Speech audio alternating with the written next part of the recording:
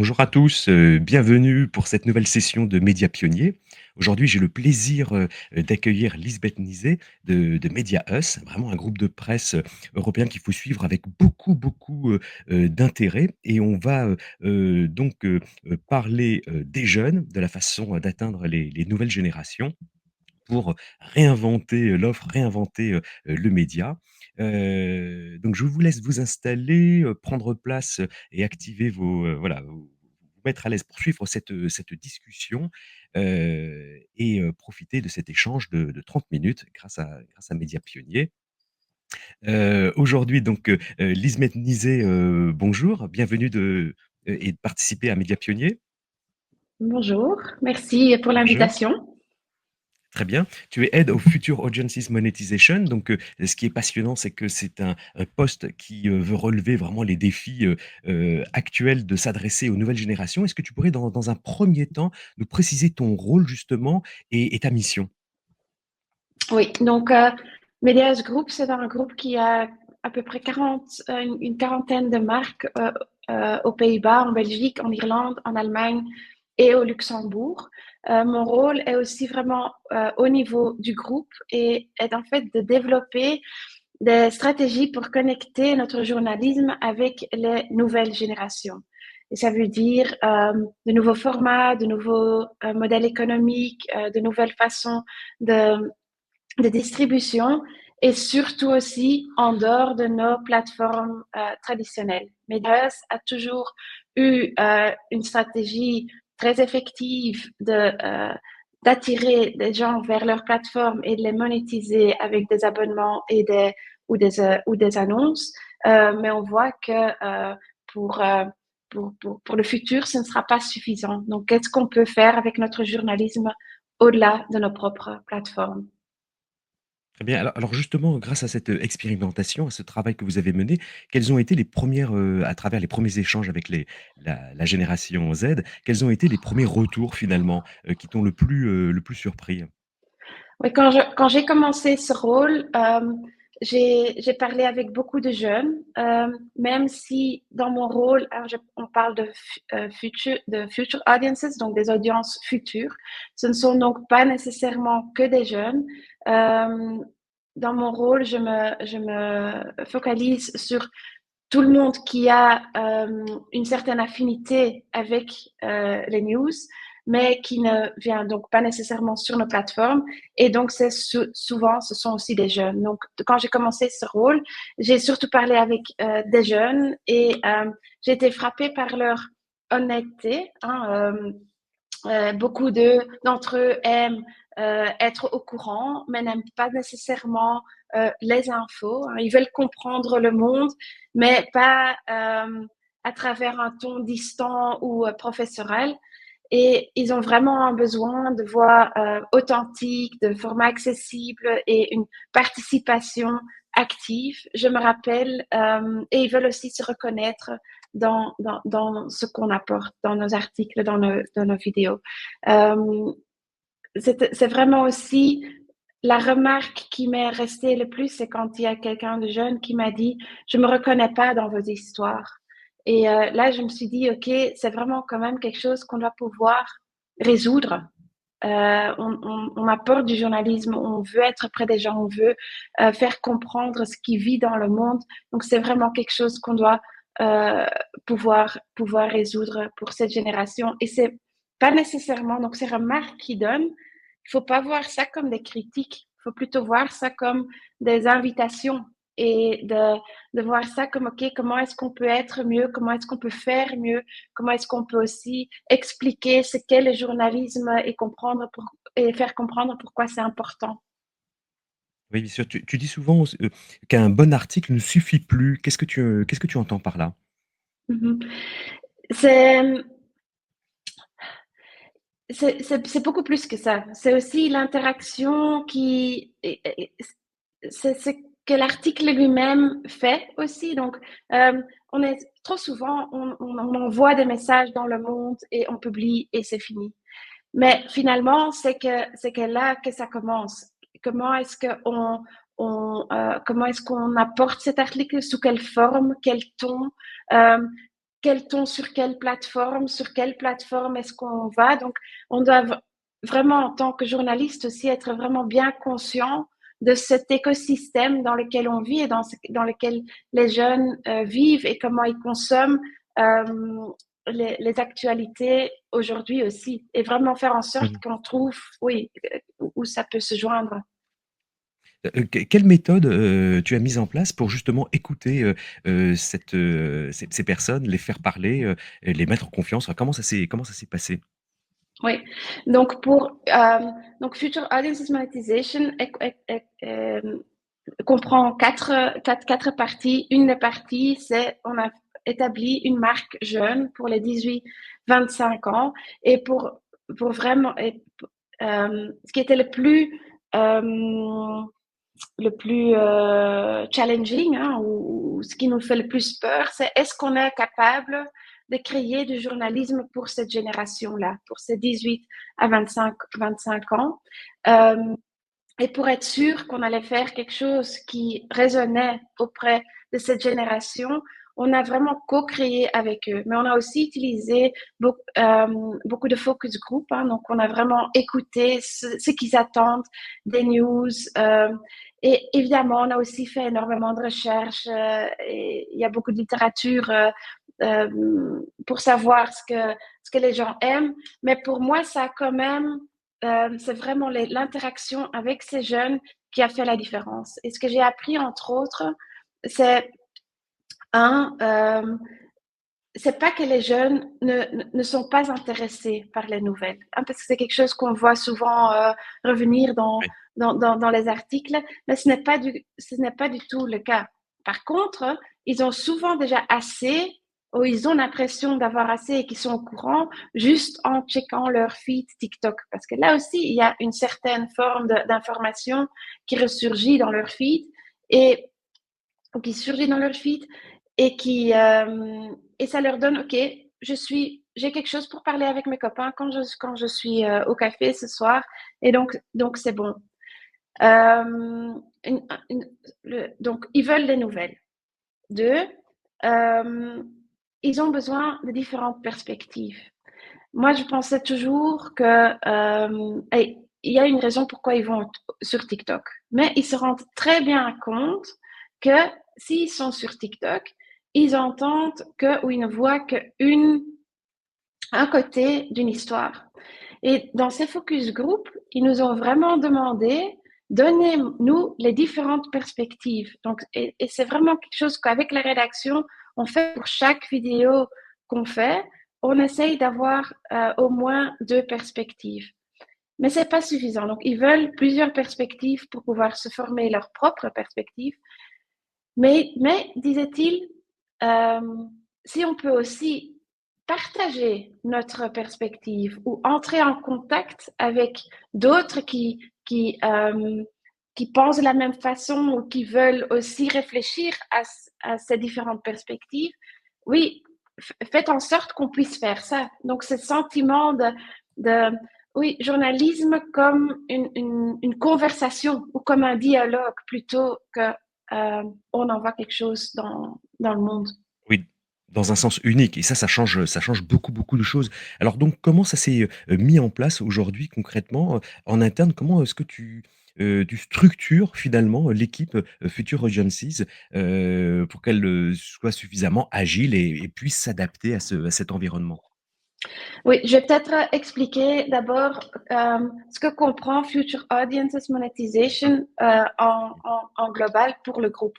très bien. Donc, le premier pilier, c'est cette marque jeune. Hein, je parlerai après comment on l'a instaurée et comment elle fonctionne aujourd'hui. Mais donc, on s'est dit, OK, on doit rajeunir en tant que média, mais le faire avec nos marques existantes ne sera pas suffisant. Donc, on crée une marque jeune 18-24. À côté de ça, forcément, avec nos marques existantes, on doit aussi rajeunir. Et OK, comment est-ce qu'on s'y fait? Parce que c'est sympa que Mediaeus investit de l'argent dans cette nouvelle marque, mais les autres marques, elles étaient là, oui. Et nous, hein, comment est-ce que tu vas nous aider? Et donc, pour eux, on a aussi déterminé différents tracks hein, sur lesquels on travaille aussi au niveau du groupe, parce que c'est pas nécessaire que chaque rédaction, par exemple, ait quelqu'un qui connaît YouTube super bien.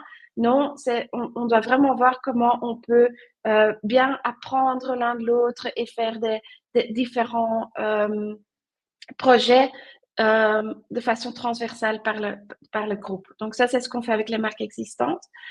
Euh, le troisième pilier, c'est on a vraiment recherché l'interaction avec les innovateurs d'aujourd'hui, donc des créateurs, des marques, des marques news qui sont tout à fait digitales, qui n'ont pas toute cette historique que nous on a, pour bien faire comprendre à nos rédacteurs, etc. Tiens, comment est-ce que ça fonctionne? Qu'est-ce qu'on peut faire? Qu'est-ce qu'on peut apprendre d'eux, etc. Et le quatrième pilier, c'est comment est-ce qu'on fait en sorte que notre organisation comprenne bien l'écosystème dans lequel MediaHus se trouve. Hein, j'ai dit au début que pendant des décennies, on a attiré des gens vers nos plateformes. Elles venaient aussi d'eux-mêmes sur nos plateformes et on les monétisait là-bas. Mais on est dans un autre monde. Et quel choix est-ce qu'on prend comme MediaHus par rapport à ces plateformes, par rapport à cette big tech, par rapport à l'IA, et pour que l'organisation elle-même aussi ouvre ses yeux et peut voir dans mon job, qu'est-ce que je peux faire pour contribuer à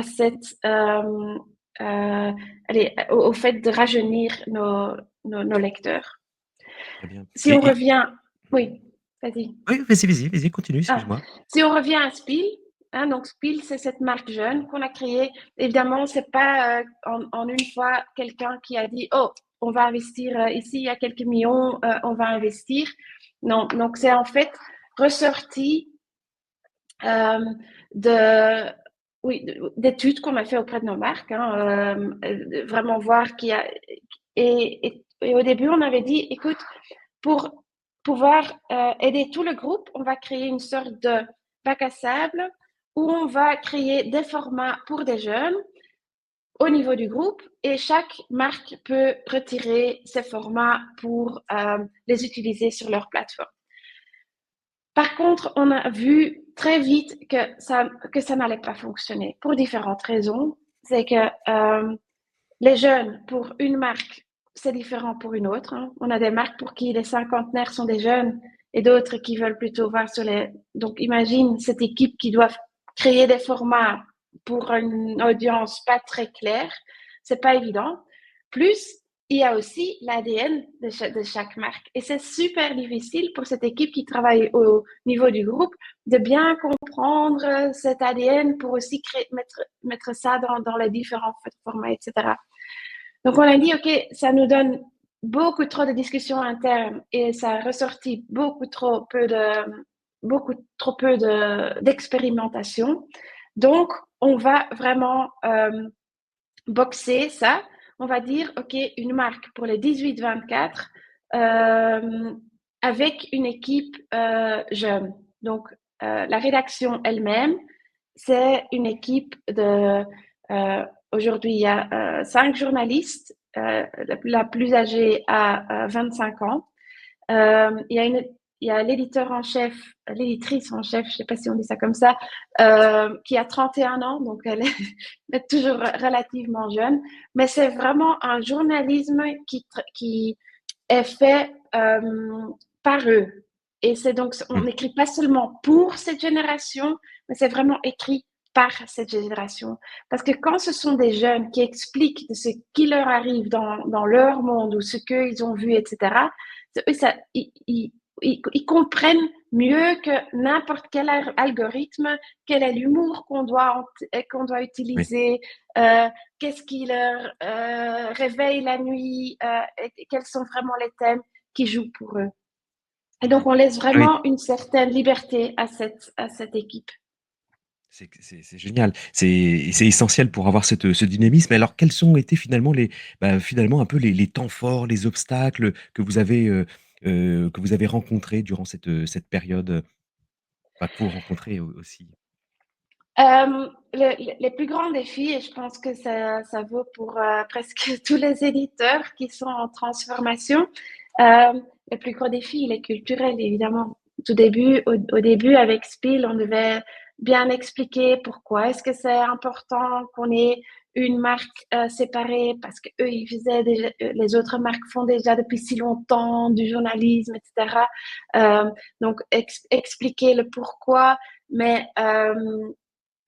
euh, et aussi le pourquoi, mais aussi leur expliquer que même si c'est dans d'autres formats, que c'est aussi du vrai journalisme. Et la meilleure façon pour, pour, euh, pour pouvoir... oui, il faut montrer les résultats.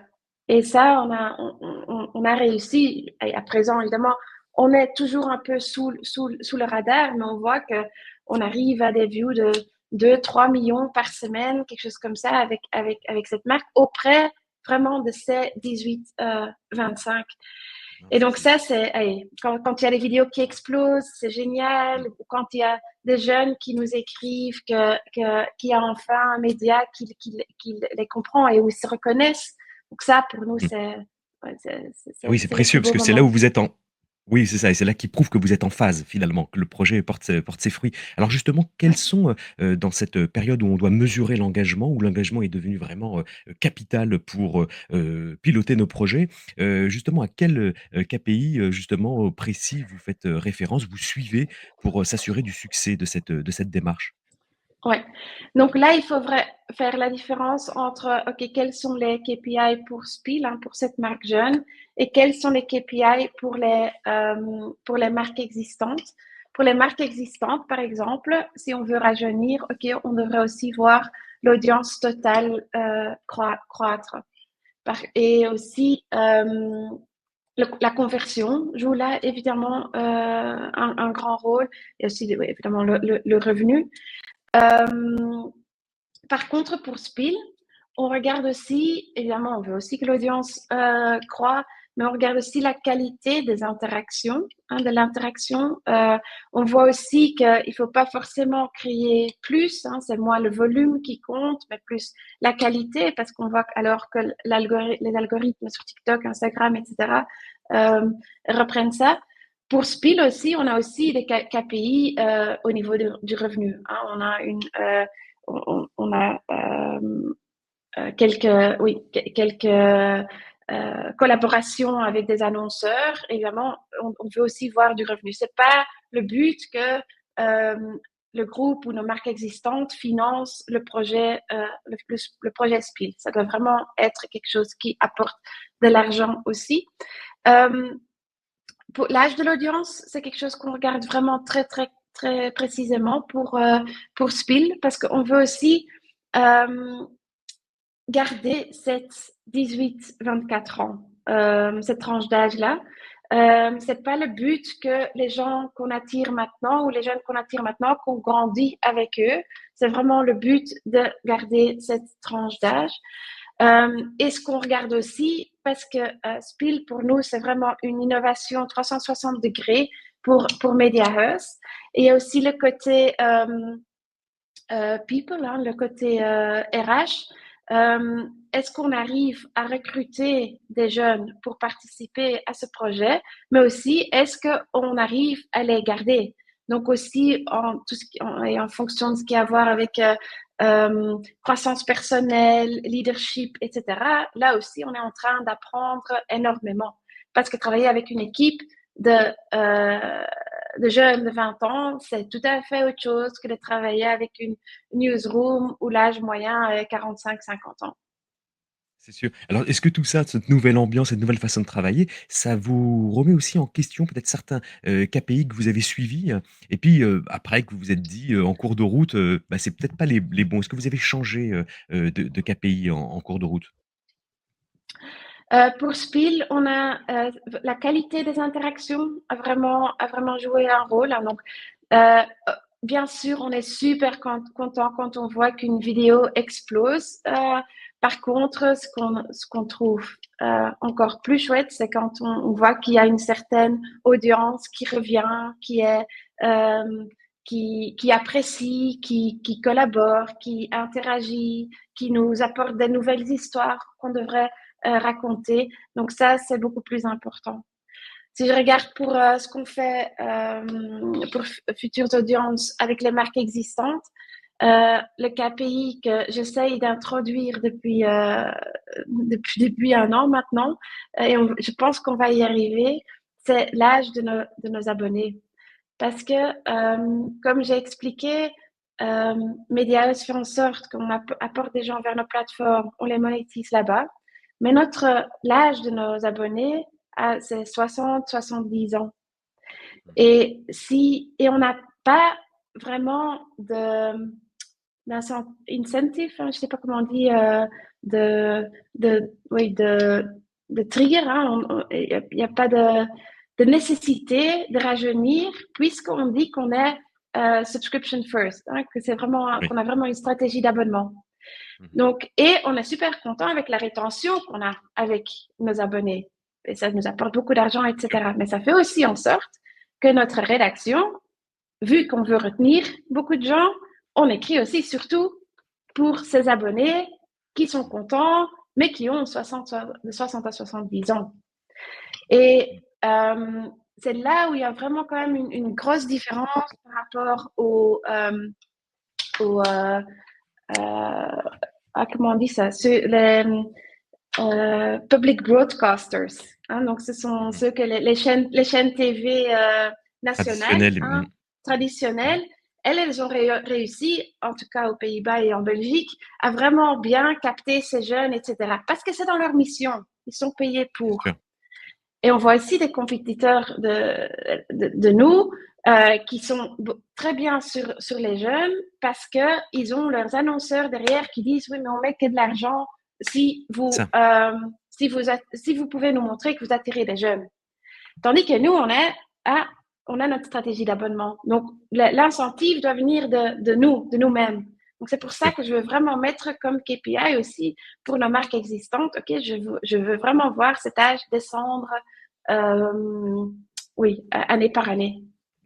Très bien. Oui, oui, oui, bien sûr, pour rajeunir et montrer que votre stratégie est la bonne. Alors justement, on a parlé, tu viens de parler des annonceurs. Alors justement, à quel moment un format a validé, on va dire, votre démarche et puis vous vous êtes dit: «Bah, sur ce projet, on est suffisamment monétisable, on peut avancer».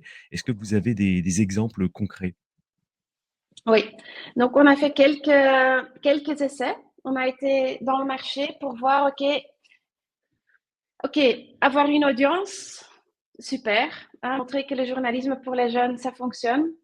Évidemment, il y a l'argent qu'il faut aussi suivre. Comment est-ce qu'on va faire ça? Est-ce qu'on va choisir pour une façon traditionnelle et offrir un abonnement, mais on sait que les jeunes ne sont pas toujours prêts à payer, certainement pas dans une première phase. Donc, on a été voir sur le marché, OK, qu'est-ce qui peut fonctionner pour nous?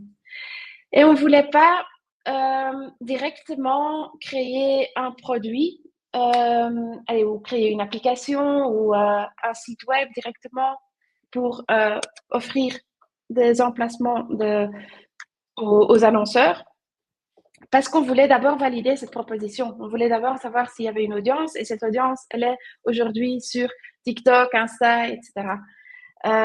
Donc, qu'est-ce qu'on a dit?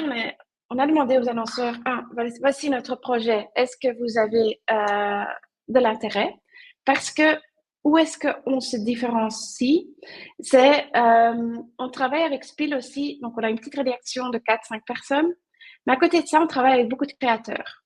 Des créateurs qui ont leur propre histoire à raconter, qui ont leur propre expertise et qui ont surtout leur façon de raconter. Donc, par exemple, donc ça c'est au côté éditorial, on a quelqu'un qui a un handicap et donc quelqu'un de 20 ans qui raconte sa vie, comment il vit sa vie en tant que jeune dans ce contexte-là. On a aussi quelqu'un qui travaille sur tout ce qui a à voir avec la santé mentale, etc. Donc, euh, et on voulait en fait aussi reprendre cette idée des créateurs dans notre stratégie commerciale. Évidemment, ce ne sont jamais les mêmes créateurs. Il y a vraiment cette ligne journalistique. Mais on a été auprès des annonceurs, entre autres, par exemple, une banque qui nous a dit, oui, mais nous, on veut vraiment aussi attirer des jeunes. On est aussi sur cette segmentation-là. Comment est-ce qu'on pourrait collaborer? Avec eux, on a fait on a expérimenté avec un créateur aussi 22 ans, quelque chose comme ça, qui a expliqué en quelques histoires, donc sponsorisées, comment lui, il fait ses finances personnelles. Mmh. Et donc, de nouveau, c'est pas écrit pour les jeunes, mais c'est écrit par les jeunes. Et je dis écrire, mais c'est fait ou c'est créé par les jeunes. Complètement. Un autre exemple, c'est une telco qui nous a dit, OK, nous aussi, on est vraiment intéressés par ce groupe. Qu'est-ce qu'on pourrait faire? On a demandé à quelques créateurs, tiens, qu'est-ce que vous feriez comme histoire autour de ça? Et c'était par exemple sur le fait que les jeunes n'aiment plus téléphoner. Hein, ils sont toujours en train de faire du texting et n'osent plus téléphoner. On a fait toute une série là-dessus, sponsorisée par cette société telco. Donc là, on essaye vraiment de trouver ce matching entre annonceurs, créateurs, et tout en préservant le côté storytelling de Oui. Spiel.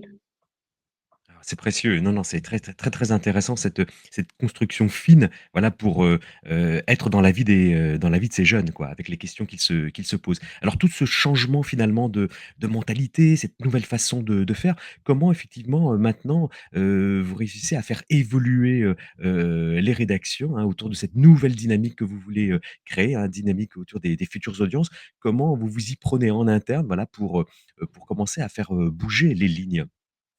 Oui, c'est une très bonne question parce qu'il faut bouger les lignes au niveau des rédactions, mais aussi du côté commercial.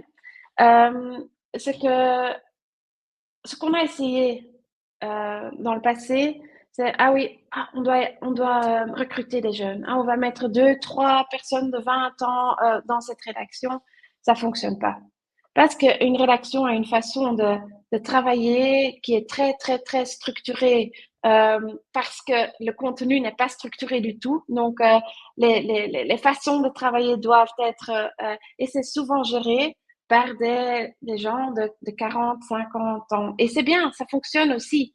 Mais si on met deux ou trois jeunes là-dedans, ils vont faire très vite part de cette histoire. Donc, qu'est-ce qu'on fait par exemple, maintenant, quand il y a quand il y a des jeunes qui entrent dans les rédactions, on les joint à un ou deux personnes de la rédaction et où ils ont vraiment des échanges, mais vraiment au même niveau. Donc, c'est pas l'ancien qui parle au nouveau, mais vraiment pour bien leur faire comprendre ce monde-là. Ça, c'est un truc. Un autre truc, c'est tout à fait, donc, à travers tout Media House, on a quelque chose qu'on appelle le signature journalism. Ça veut dire que pour chaque marque, on a, on doit pouvoir dire, OK, ça, c'est vraiment notre signature. Avec ce type de journalisme de notre marque, on va faire la différence. Et ça aide chaque rédaction à dire, OK, ça, on fait pas. On a fait ça aussi avec Spill parce que des jeunes, il y a aussi des centaines de thèmes qu'on pourrait utiliser, mais on a dit non, on veut travailler là-dessus, là-dessus, là-dessus, là-dessus. Et ce travail-là, on l'a partagé aussi avec les autres rédactions pour leur faire comprendre qu'est-ce qui vit auprès des jeunes, Mmh. mais aussi comment on a fait ce processus.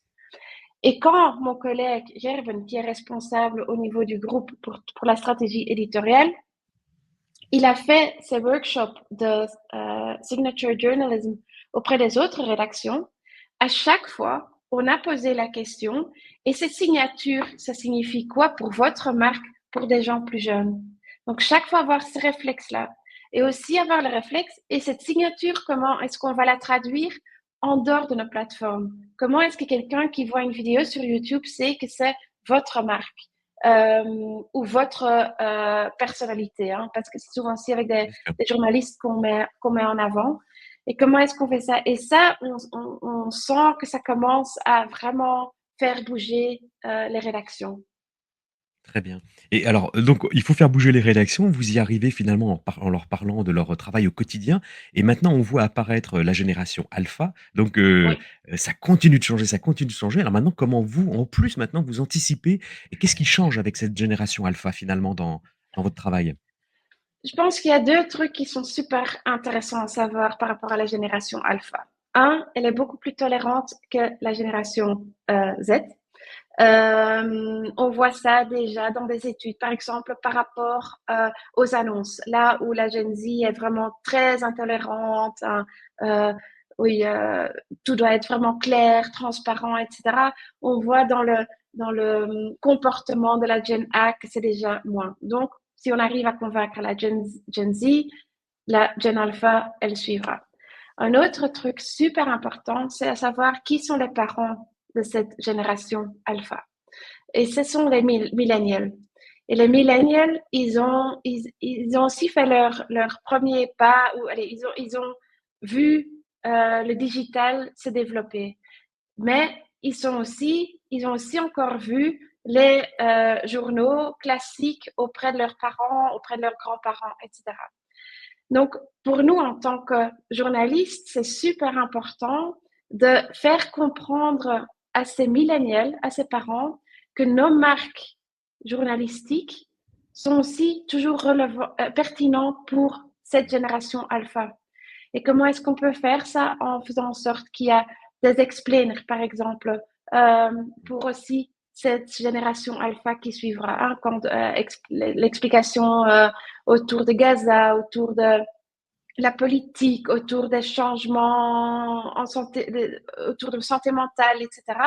Donc, que ces parents millénials qui finalement paieront aussi pour Oui. l'accès pour cette génération alpha aient l'impression, ou ressent, pas seulement une impression, mais ressent que nos marques peuvent aussi signifier quelque chose pour ces jeunes-là.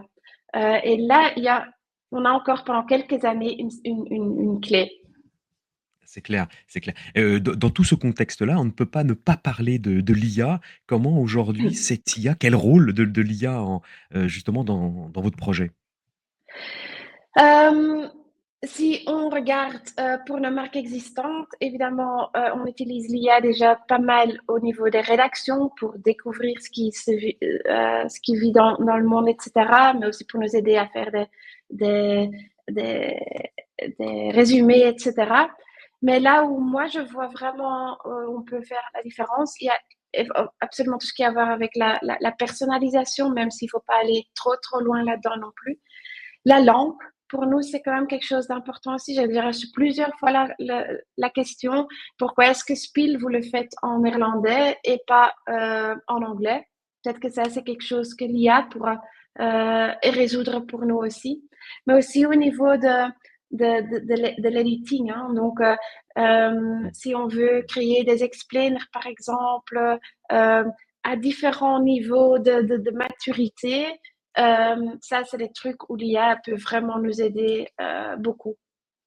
D'accord, à adapter le contenu, et à livrer le bon contenu au bon moment. Très bien. Alors, justement, Lisbeth, si tu avais une baguette magique, pour changer quelque chose ces 24 derniers mois, qu'est-ce que tu changerais? Qu'est-ce que tu ferais autrement si tu avais la possibilité effectivement de, voilà, de changer ce beau projet que vous avez initié? Je pense que j'aurais osé plus tôt et de moins attendre le consensus dans notre organisation et vraiment investi Mmh. directement dans une équipe jeune, dédiée, qui a cette liberté d'expérimenter. Parce que le plus grand risque pour nous, hein, pour nous en tant que, c'est de devenir invisible. C'est de devenir invisible pour toute une génération, pour toute une audience. Et c'est pas que les jeunes, c'est aussi la question d'être pas que sur nos plateformes. Donc, je pense que le pire qu'on peut faire, c'est de ne rien essayer. Oui, bien sûr. Bon, vous faites la preuve, chez Mediahusk que justement on peut prendre les devants et on qu'on doit prendre les devants justement pour s'adresser à ce nouveau public. Bon, en tout cas, mille merci, Lisbeth pour ce partage d'expériences précieux, que, je vais relayer, maintenant attentivement, sur tout le marché, francophone pour vraiment, faire en sorte que votre, voilà, votre expérience soit le plus largement partagée. Merci, Lisbeth pour cette discussion. Avec plaisir. Parfait. Merci à tous d'avoir participé, à cette session sur les jeunes. Merci. Au revoir Lisbeth. Au revoir.